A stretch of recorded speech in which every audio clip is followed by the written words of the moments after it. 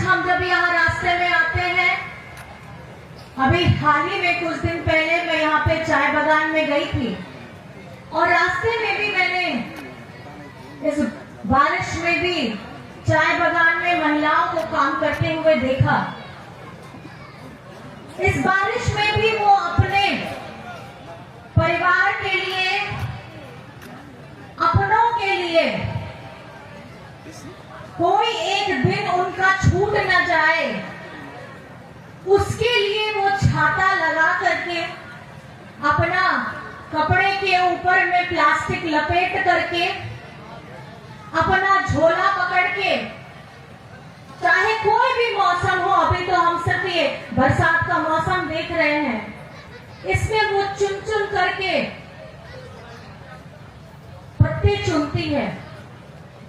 वो हाथ से चुना हुआ एक एक पत्ता, वो एक एक डाली से जो उस पत्ते को बुनती है, चुनती है। वो चुनने का मतलब है कि वो अपने बच्चे की रोटी के लिए अपनी मेहनत से एक एक तार को जोड़ रही है। और एक ही साथ में, एक हाथ नहीं, दोनों हाथों का इस्तेमाल करते हुए, क्योंकि उसके अंदर में उसको एक समय सीमा दी गई है कि इतना वजन आपको तोड़ करके निकालना है, तो उसकी हाथों की जो रफ्तार होती है वो ज्यादा होती है।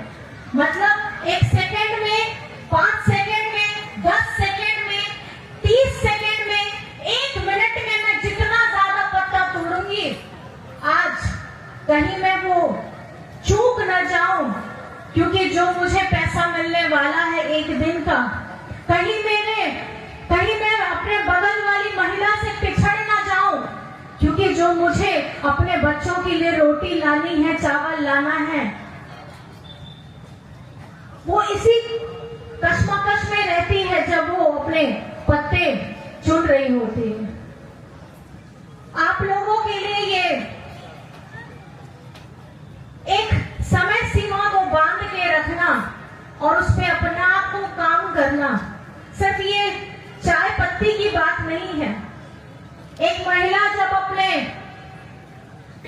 सूरज नहीं उगता है, उससे पहले जब उसकी नींद खुलती है, तो वो किसके लिए सोचती है? वो अपने लिए नहीं सोचती है। वो अपने घर परिवार, अपने बच्चों के लिए सोचती है। उसका एक एक किया गया काम, उस चाय बागान में पहुंचने से पहले की गई तैयारी, अपने घर में गोबर लेपना, सफाई करना, सुबह उठ के चूल्हा जलाना, बाहर अंधेरा, घर के अंदर अंधेरा, लेकिन थोड़ा सा भात बनाना, सब्जी खाने के लिए मिले ना मिले, आलू से ही काम चलाना,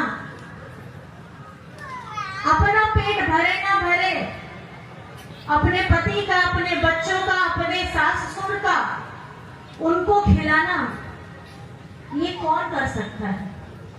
ये एक महिला ही कर सकती है। और आज जब असम की बात होती है, तो असम का नाम आते ही कुछ नहीं दिमाग में आता है, चाय आता है। और वो जो चाय हम पीते हैं, पहला घूंट हम अपने गले के अंदर में डालते हैं, और जब हम बोलते हैं कि आज की चाय अच्छी बनी है, तो कहीं ना कहीं बागान में घंटों भर उसको चुन करके जिस महिला ने पूरी मेहनत के साथ में अपना पूरा शरीर गलाती है, पसीना में, बरसात में, आंधी में, तूफान में, हमको उनको धन्यवाद देना चाहिए, क्योंकि ये उनके खून और पसीने की कमाई है, जो हम एक घूंट में ये कह के बोलते हैं आज चाय अच्छी बनी है। ये आसाम को किसने बनाया है? मैं आप ही लोग से पूछना चाहती हूँ, किसने बनाया है? यहाँ के चाय बागानों का एक एक पौधा को अपने हाथों से गड्ढा खोद करके किसने उस पौधे को लगाया है? उस पौधे को, नन्हा सा पौधा को, जब तक वो बड़ा नहीं हो जाता, उसकी पत्तियां जब लेने लायक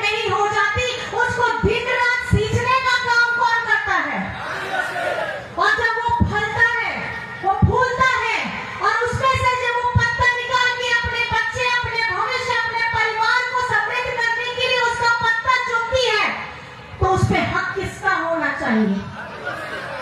आज इस जमीन पे, इस असम की धरती पे, यहाँ की चाय की अर्थव्यवस्था को आगे बढ़ाने का काम किसने किया है?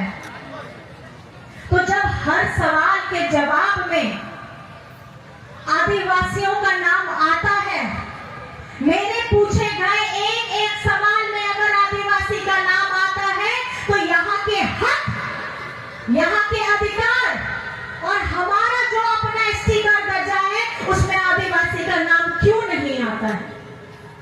आज हम लोग झारखंड से आए हैं, मैं उड़ीसा की हूँ। मैं जब उड़ीसा में थी, मैं आदिवासी हूँ। मैं शादी कर गई, मैं झारखंड आई, मैं आदिवासी हूँ। लेकिन जब हमारे आदिवासी भाई बहन यहाँ बरसों भर पीढ़ियों से रह रहे हैं, तो वो आज हम लोग झारखंड से आए हैं, मैं उड़ीसा की हूँ। मैं जब उड़ीसा में थी, मैं आदिवासी हूँ। मैं शादी कर गई, मैं झारखंड आई, मैं आदिवासी हूँ। लेकिन जब हमारे आदिवासी भाई बहन यहाँ बरसों भर पीढ़ियों से रह रहे हैं, तो वो अपने आप को आदिवासी क्यों नहीं बोल पा रहे हैं? इसमें गलती किसकी है? हमारी गलती है? यहाँ पे सत्ता में बैठे लोगों की गलती है, जिन्होंने हमें सिर्फ मजदूर कहा है। हमारे माथे में सिर्फ उन्होंने ये लिख दिया है कि ये मजदूर है, इनका कोई हक नहीं है, इनकी कोई पहचान नहीं है। ये लगातार अपनी परंपरा हम पीढ़ियों से आदिवासियों की निभाते आते हैं। जब एक बच्चा जन्म लेता है, उस बच्चे का जो भी नेक किया जाता है, वो हम आदिवासी परंपरा से करते हैं।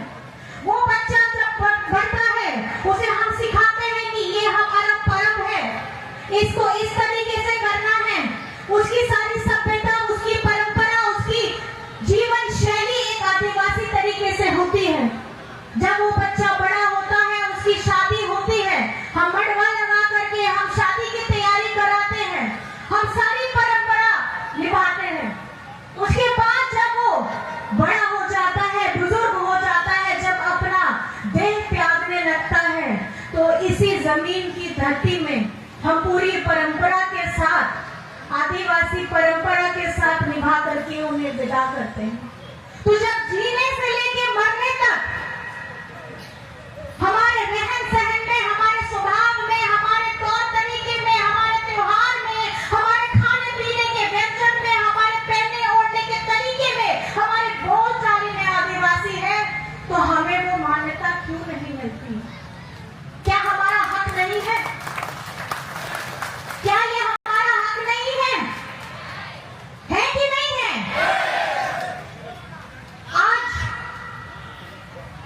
इतने तकलीफ में, इतने दुख से जब जेबीपी के लोगों ने आपके हेमंत दादा के पास आए और उनके पास में ये आह्वान किया कि हमने बहुत सरकारें देख ली, सब लोगों ने हमें झूठ बोला, जब समय आता है चुनाव का, हमें झूठे वादे करते हैं, हमें बोलते हैं आज नहीं, थोड़ा इंतजार करो, 5 साल 4 साल का इंतजार करो, अगले बार होगा।